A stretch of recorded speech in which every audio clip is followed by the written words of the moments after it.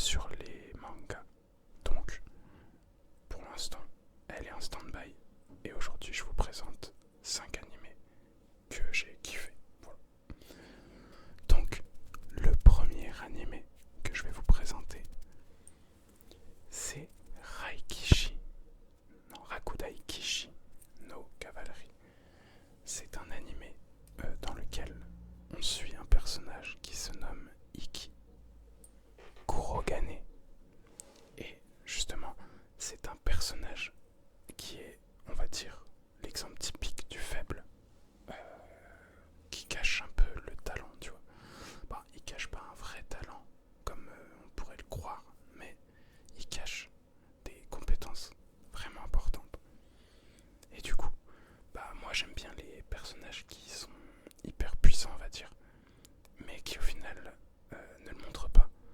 En gros, le personnage faible qui s'avère être le mec hyper chaud. Moi je kiffe trop. Et du coup, j'étais tombé sur cet animé là à l'époque. Et franchement, j'avais kiffé. Il dure pas longtemps. C'est une douzaine d'épisodes, comme la plupart des one-shots en animé, quoi. Et franchement, une dinguerie en vrai. Ça va pas plaire à tout le monde. L'ambiance est un peu... Elle est, on va dire, particulière. C'est une ambiance un peu sombre. Et en même temps, t'as des moments plus lumineux, on va dire. Mais c'est souvent sombre. Donc, ça va pas forcément plaire à tout le monde. Mais en tout cas, pendant que je vous parle, du coup j'ai oublié de vous préciser, mais vous le voyez déjà, je vous mets quelques petites images de l'anime, rien qui spoil, juste du trailer ou des passages sympathiques de l'anime, on va dire. Voilà, mais rien qui spoil les grandes lignes, etc. Rien du tout. Donc, dans cet anime-là, du coup, on suit un personnage qui est, comme je vous l'ai dit, faible, mais qui s'avère être au final très compétent. Et c'est, comment dire, un anime pas shonen. En vrai, je pense pas que ce soit vraiment considéré comme shonen. C'est plutôt un one shot de 12-13 épisodes. Et dans cet anime là, c'est surtout du combat. Voilà, on va pas se mentir, c'est surtout du combat. On a un personnage qui se bat à l'épée, du moins au sabre, pour ceux que ça plairait. La plupart des personnages ont des armes, hein, et c'est souvent, on va dire que la trame principale de cet animé, c'est du combat, du tournoi, on va dire. Donc, c'est plutôt sympa, mais c'est, on va dire, pour passer le temps. Ça peut occuper, ça peut être sympa, ça peut être fun, mais voilà, c'est pas un animé qui va forcément marquer votre esprit. Ça va surtout être un animé qui va vous passer le temps, bon, tout simplement. Et moi personnellement, je l'ai beaucoup apprécié, donc je pense que vous l'apprécierez aussi. Voilà. Donc maintenant, on va passer au deuxième animé. Donc dans cet anime là, on a... je vais vous dire déjà le titre, ce serait plus pratique quand même. Donc cet anime là, c'est The World Finest Assassin. J'ai le titre juste derrière.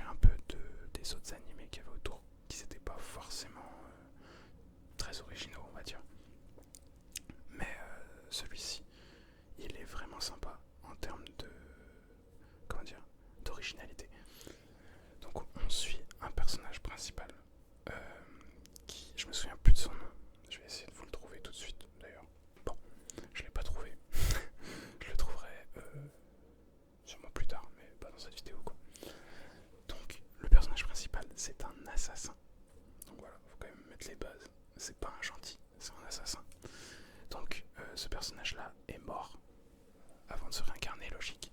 Donc il est mort et trahi par les siens.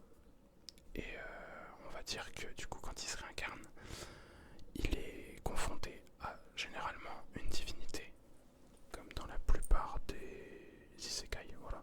Donc il est confronté à une divinité qui lui propose de se réincarner dans un autre monde, là où le héros est trop puissant et il faut un ennemi à ce héros. Et donc elle lui propose, cette divinité, de devenir cet ennemi et d'éliminer le héros.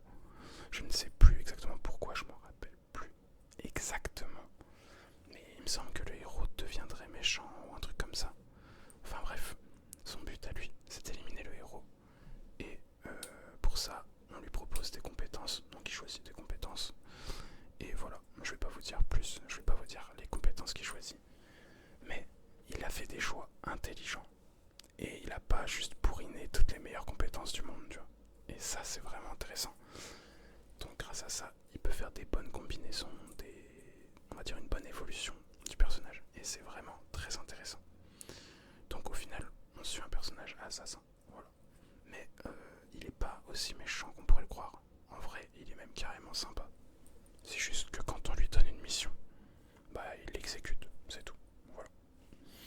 Donc ça, c'était pour le deuxième animé. Maintenant, je vais vous présenter le troisième. Donc, le troisième animé est un animé plutôt spécifique, assez spécial. C'est pas tout le monde qui voudra regarder ce genre d'animé. C'est pas du hentai, je tiens à prévenir. Donc c'est un animé, on va dire, loufoque, un peu limite débile. Vraiment. En fait, c'est full nos prises de tête, full détente, full humour. Rien n'est pris au sérieux. C'est encore une fois un isekai, mais complètement qui change les normes du isekai. C'est full humour. Il y a des ennemis, mais ils sont pas pris au sérieux. Une menace, pas prise au sérieux. Des pouvoirs ridicules. Vraiment. Et un humour déjanté, on va dire. Donc cet animé-là, c'est Konosuba. Donc on suit un personnage qui est mort et qui se réincarne. Et au lieu de choisir un pouvoir complètement cheaté, une compétence de fou, une arme de fou, lui il est arrivé et il a demandé à la déesse de venir avec lui. Voilà. Et malheureusement la déesse, elle a été obligée d'accepter la requête. Donc il a pas de pouvoir spécifique.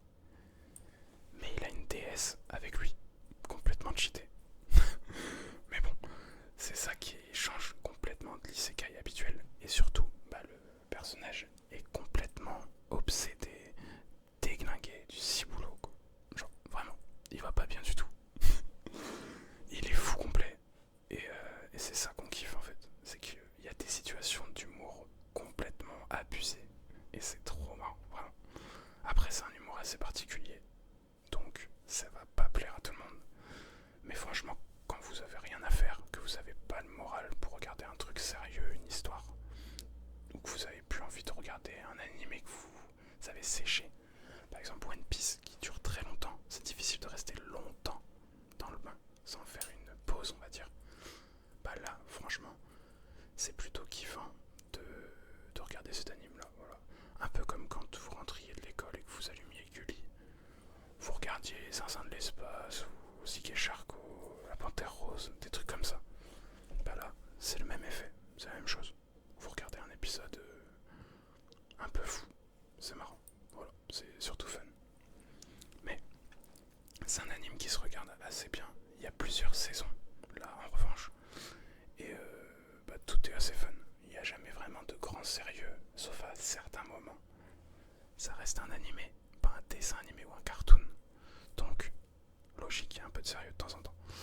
Mais voilà, en tout cas pour ce numéro 3, franchement, je vous conseille vraiment d'aller le regarder. Si vous aimez pas, bah c'est pas grave. Mais il faut au moins prendre la peine de le regarder, de tester, on va dire. Parce qu'il, franchement, il détend bien.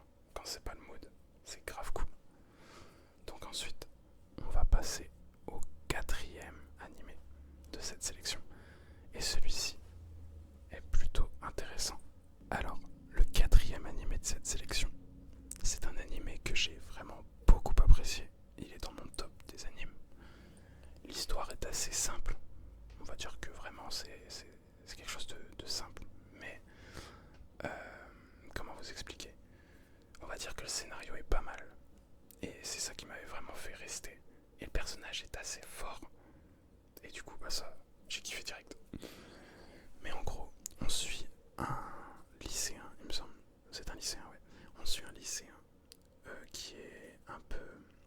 vous expliquer. En gros, dans ce monde-là, à partir d'un certain âge, certains adolescents, ça ne touche que les adolescents, on va dire obtiennent un pouvoir qui sera que temporaire. C'est-à-dire qu'il ne tient que jusqu'à la fin de l'adolescence. Et en gros, le personnage qu'on suit en a obtenu un. Et ça, je vais pas vous spoil, mais dès le premier épisode, c'est affiché en fait, littéralement. Donc, son pouvoir, c'est de se mettre dans la peau de quelqu'un d'autre une seule fois. Il peut le faire qu'une seule fois, il me semble. Ou peut-être plusieurs fois, mais je crois que c'est une seule fois. Et en gros, quand il se met dans la peau de la personne, il peut rester 5 secondes, un truc comme ça. Je vais pas vous dire de conneries, voilà, mais 5 secondes à peu près. Et en gros, il s'en sert au début à des mauvaises fins. Voilà. C'est pas un personnage qui est très basé sur la gentillesse. On va dire qu'il est neutre. En fait, il se base sur ce que lui, il veut. Ses objectifs. Donc voilà. Donc ça triche aux examens, ça peut faire des trucs comme ça, vous voyez. Je vais pas vous spoiler non plus. Mais en gros, voilà, on suit un personnage comme ça et l'histoire, elle évolue vraiment bien. C'est un peu... Moi, je l'ai un peu vécu comme un parallèle à des X-Men ou des choses comme ça. Dans le sens où plusieurs ados ont des pouvoirs. Bon, X-Men, c'est pas que les ados. Mais plusieurs ados ont des pouvoirs.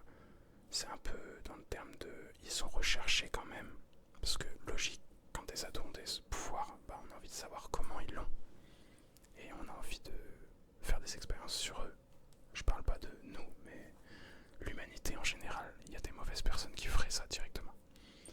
Donc vous vous doutez que dans cette histoire, il y en a forcément qui font ça. Mais en gros, moi j'ai vraiment accroché à cet animé-là. Et celui-là, je vous le conseille vraiment. Je pense que beaucoup d'entre vous vont le kiffer. Il est, on va dire, connu quand même. Il est assez connu. Il n'est pas très très niche.